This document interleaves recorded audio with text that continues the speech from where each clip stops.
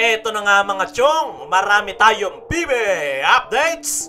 LA Tenorio, gigil na magpakita sa paparting na PBA playoffs. Dwight Howard, kinoconsider ba ng Ginebra bilang backup import? Ito nga si Dwight Howard mga chong, ay ang mainit na pangalan ngayon sa Philippine basketball.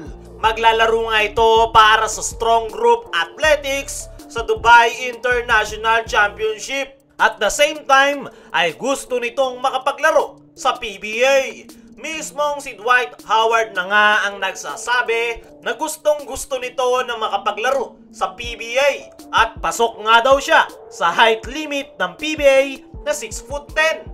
At ayon nga sa source ng isang PBA source na ito ay sinasabing nabalitaan nga daw ni Boss Al Francis Chua na gustong maglaro ni Dwight Howard sa PBA. At saktong-sakto nga daw dahil naghahanap ang Barangay Ginebra ng backup import dahil sa pinoproblemang knee injury ng kanilang kasalukuyang import na si Tony Bishop. Nitong nakaraan nga mga chong ay napabalita na mayroong iniindang injury itong si Tony Bishop sa kanyang tuhod.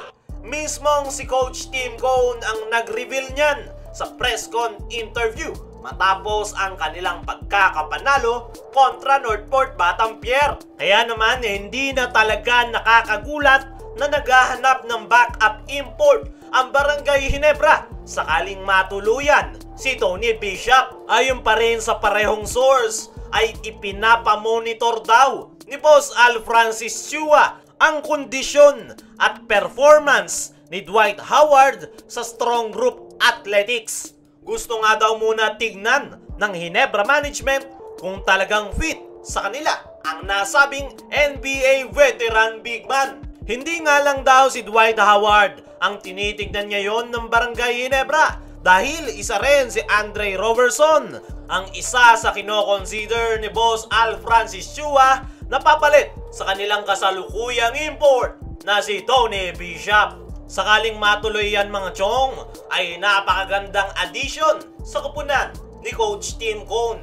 Pero para sa akin mga chong ay medyo malabong mangyari yan sa ngayon, lalo na't ang Converge 5Rxers nga ang pinaka front runner na kumuha kay Dwight Howard dahil backer nga nila ang Strong Group Athletics. Pero may chance din naman na mapunta ng Ginebra si Dwight Howard ngayong conference dahil laglag na nga ang Converge 5Rxers dahil sa ginagawa nilang alleged tanking. Kaya kung gustong maglaro ni Dwight Howard sa PBA ay walang magagawa ang Converge 5Rxers pag kinuha ito ng Barangay Ginebra. Pero real talk tayo mga chong, malabong makapaglaro si Dwight Howard ngayong conference kahit anong kupunan pa sa PBA. Unang-una ay nasa Strong Group Athletics nga itong si Dwight Howard na maglalaro sa Dubai International Championship sa darating na January 19. Tatagal nga yan ng halos isang buwan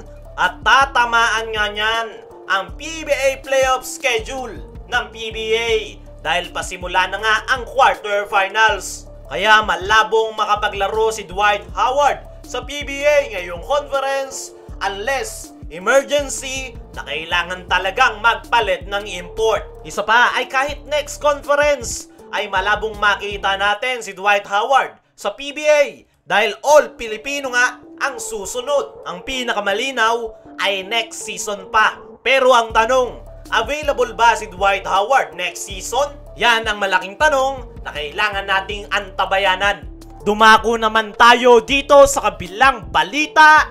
LA Tenorio, gigil na magpakita sa paparting na PBA playoffs. Ito nga ang si LA Tenorio ay kababalik lang ng Barangay Ginebra matapos makarecover sa kanyang sakit. Pero simula nang magbalik Barangay Ginebra, itong si LA Tenorio ay hindi pa nga ito nakakapagpakita ng magandang performance. Hindi pa nga natin nakikita yung dating LA Tenorio. Ay nga mismo sa kanya ay sobrang saya niya nga daw na nakabalik na siya sa paglalaro. Pero hindi niya pa nga daw yan matatawag na comeback hanggat hindi niya pa rin na ibabalik ang kanyang dating laro. Pero hindi naman daw minamadali ni L.A. Tenorio ang kanyang sarili dahil under observation pa nga rin daw ang kanyang katawan. Pero kahit na ganun, ay gigil nga na makabawi at makatulong itong si L.A. Tenorio para sa kanyang koponan sa paparating na quarterfinals. So far ay unti-unti na nga daw niyang nakukuha ang kanyang rhythm. Kinakailangan na nga lang daw niyang maging consistent. Malaking araw ang tiwala ni L.A. Tenorio sa kanyang mga teammates.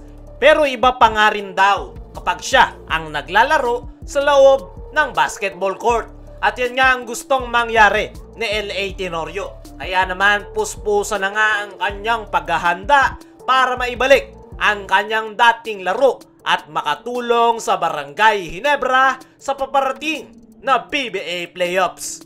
Naniniwala ko mga chong na isa itong si L.A. Tenorio sa mga pwedeng maging panggulat ni Coach Tim Cone ngayong quarterfinals. Hindi nga nawala yung basketball IQ nitong si L.A. Tenorio matapos mag-recover sa kanyang sakit.